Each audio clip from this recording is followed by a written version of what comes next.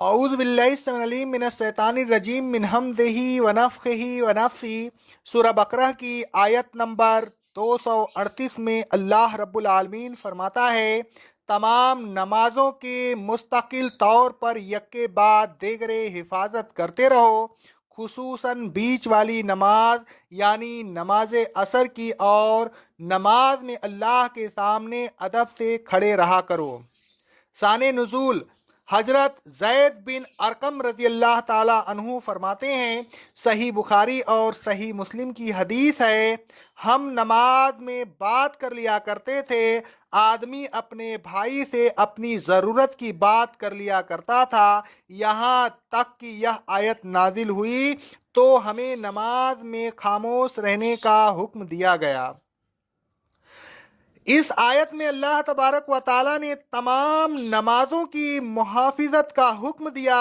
محافظت سے مراد یہ ہے کہ تمام نمازوں کی مستقل طور پر یک کے بعد دیگرے حفاظت کی جائے، نمازیں دائمی طور پر مسلسل پڑھی جائے، درمیان میں کوئی نماز چھوڑی نہ جائے، ان کے اوقات اور ارکان کی حفاظت کی جائے۔ نماز کو دائمی طور پر مسلسل پڑھنے کے سلسلے میں اللہ تبارک و تعالیٰ فرماتا ہے، سورہ المومنون کی آیت نمبر 9 سے لے کر 11 تک، وہ مومن فلاح پائیں گے جو اپنی نمازوں کی مستقل طور پر یک کے بعد دیگرے حفاظت کرتے ہیں، یہی لوگ جنت الفردوس کے وارث ہوں گے اور اس میں ہمیشہ رہیں گے۔ اللہ تبارک و تعالیٰ فرماتا ہے سورہ المعارج کی آیت نمبر 34 و 35 میں، نمازی تو در حقیقت وہ ہیں جو اپنی نماز کی مستقل طور پر یک کے بعد دیگرے حفاظت کرتے ہیں، ایسے ہی لوگ جنت میں عزت کے ساتھ رہیں گے۔ مندرجہ بالا آیات میں نمازوں کی حفاظت کا حکم مفاعلہ میں دیا گیا ہے، یہ اس بات کی دلیل ہے کہ کبھی نماز پڑھنا اور کبھی چھوڑ دینا نجات کے لیے کافی نہیں۔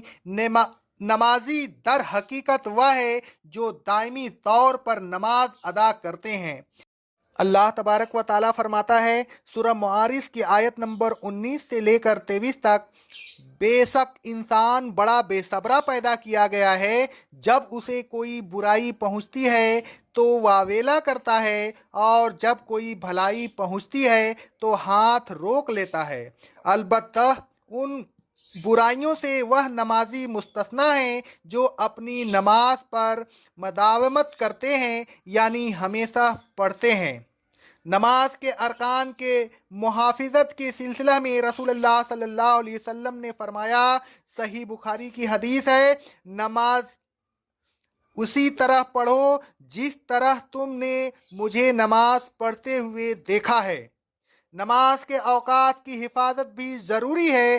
اللہ تبارک و تعالیٰ فرماتا ہے سورہ نساء کی آیت نمبر 103 میں، بے شک نماز مومنین پر اوقات مقررہ میں ادا کرنا فرض ہے۔